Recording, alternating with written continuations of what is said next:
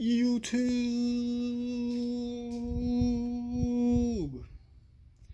Here we are, another video, valve cover adjustment video. Real quick, show you guys what I took off and whatnot. So to get to where I'm at, you need to remove the plastics. You need to remove the fuel rail, this sensor with the plug. You need to remove the base that holds the mount that holds the plastic cover that covers the intake manifold. So 210 millimeters, and it's out of the way. It's this here. Take that off. That'll give you access to these nuts, the 12 millimeter nuts that hold the fuel rail in place. You need to remove the two ground wires, so two 10 millimeters here. You need to remove two 10 millimeters from here and here. This hose, move it to the side. This hose from the cover. You need to remove the coils, the cover itself, and the spark plugs. Spark plugs because the method I use, you need to take the spark plugs off. That way the engine spins easier as well. So I'm going to remove the rest of my spark plugs because I just removed just the one. So let me get to it.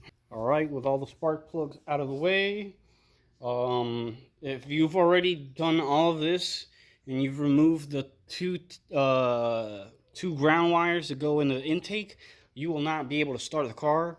So try and set your tire so that the tires are looking towards the passenger side, so you can come here and put a ratchet with an extension and a 19 mil. The engine spins clockwise, so you want to spin it to the right, so righty-tighty. So you're gonna spin the engine clockwise. As far as the firing order, cylinder 1, cylinder 2, cylinder 3, cylinder 4. Don't quote me on this. I cannot remember the right specs. I think I did 10 on the intake and 12 on the exhaust, but I cannot remember the specs, and I'm not going to stop the video to look up the specs if you guys can do that yourselves. So getting to it, with all the spark plugs removed, what I do to know top dead center is I'll look at the marks on the camshafts, but I'll also stick a straw, long straw or something through my cylinders so that I can figure out the top dead center. I'll show you guys how I do it in a minute. Let me just get a straw or something. Alright, with the straw in place, what I'll do is that I'll spin the engine around, and once I see that it starts going up or down, like it'll go to a specific height. Once it starts to either drop again or, you know, okay, let me see if I can. I'm not good at explaining this sort of stuff, so I'll just try and show you. So right now, that is the max height. So if I spin a little more, it'll either go up or down. So I don't know if you see, but it's going down. So I'm going to put it back to top dead center. It's going to go back up.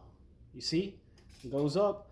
Once it goes up to the max height, it'll just automatically start going back down again. So when it starts going back down, you know it's not on top dead center. You want it to be at the max height without dropping. So let me see. So that is my top dead center right there. If I spin a little more, it'll start to drop. So I don't want it to drop. I want it to be at the max height. That's how I determine my top dead center. And that's how I determine when I can actually adjust the valve. You can do this in all sorts of different ways. But this is my preferred method. This is how I adjusted my valves when I did it. So again, I'm pretty sure I did 10 here and 12 on the exhaust side. That's, I mean, how pretty much all the Hondas I've ever done are, with the difference that this car has a firing order 1, 2, 3, 4, and older Hondas like the Prelude I have would be 1 here, 2, 3, 4. So once you have your first cylinder on top dead center, you'll take a 10 millimeter. I'll usually use a wrench in this sort of scenario. What I'll do is I'll use a 10 millimeter wrench, and I'll use a 10 millimeter socket. Whatever, I'm not gonna look for a socket. So what I'll do is I'll loosen them, intake and exhaust. I'll loosen them with the socket. Then with the feeler gauge, I'll go ahead, put the feeler gauge in, adjust it with a flathead. So you adjust this this nut, the bolt inside the nut is to adjust, so righty tighty, so that'll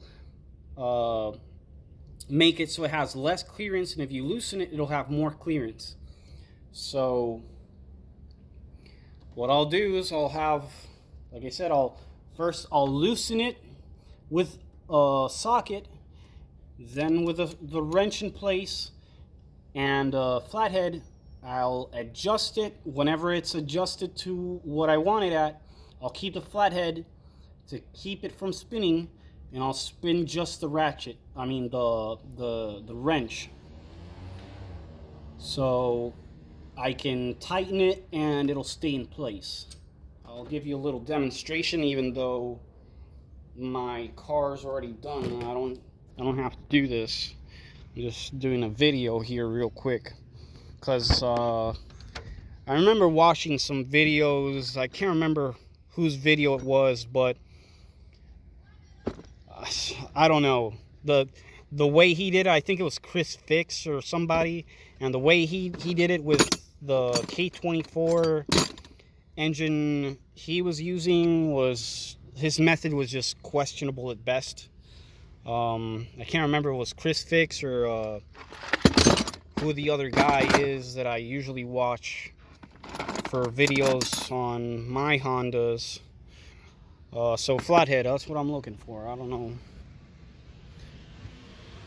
So for the sake of the video, I'll do this. Let's see if I can find the 10. Okay, I see. Wait. I was gonna look for my feeler gauge, but I just can't find it.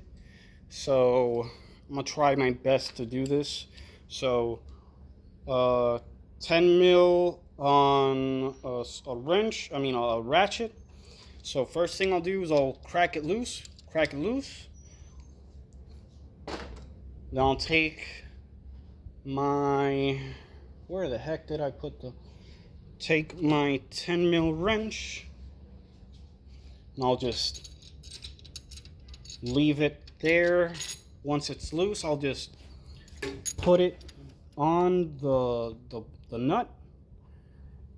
I'll adjust it with as necessary with the feeler gauge. As I use the feeler gauge, I'll adjust it as necessary. Once I get to the adjustment I want, I'll keep the flathead in place so that this doesn't spin while I'm tightening it. So I'll keep it in place, tighten it as much as I can with the wrench, and then once I'm done, I'll come back again and retighten with the socket, just in case, just to make it tight enough, because there's not a lot of